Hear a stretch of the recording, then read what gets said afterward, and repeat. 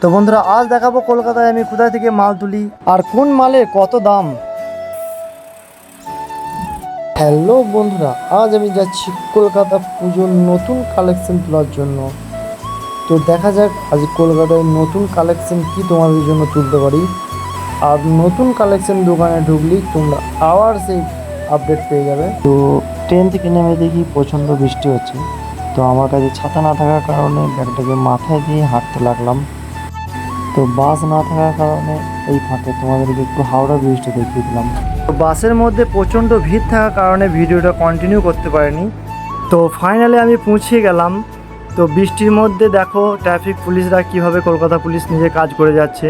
তো বন্ধুদের সাথে দেখা করার আগে কিছু খেয়ে নেওয়া যাক, কারণ আমাকে প্রচণ্ড খিদে লেগেছে।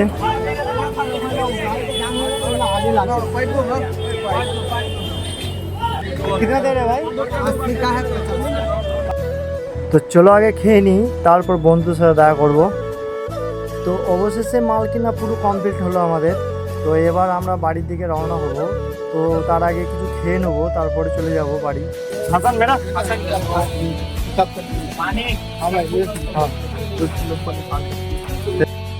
তো এটা আমার বন্ধু, আমার প্রচণ্ড হেল্প করে। তো আজকেও হেল্প করে যাচ্ছে একইভাবেই, দেখতেই পাচ্ছ তোমরা। তো এই ভাইগুলো বলছিল আমাদেরও ভিডিও নাও, তার জন্য ওদেরও একটু ভিডিও শ্যুট করে নিলাম। তো বন্ধুরা আমরা এখন বাড়ির দিকে রওনা হচ্ছি। আর সামনে দেখতে পাচ্ছ এটা ইডেন। আর যেই গেটটা দেখতে পাচ্ছ এই গেটটার মধ্যে খেলার প্লেয়ারগুলো এইদিকে ঢুকে, ওপরে ওদের গেস্ট হাউস আছে। তো সামনে আছে হাওড়া ব্রিজ।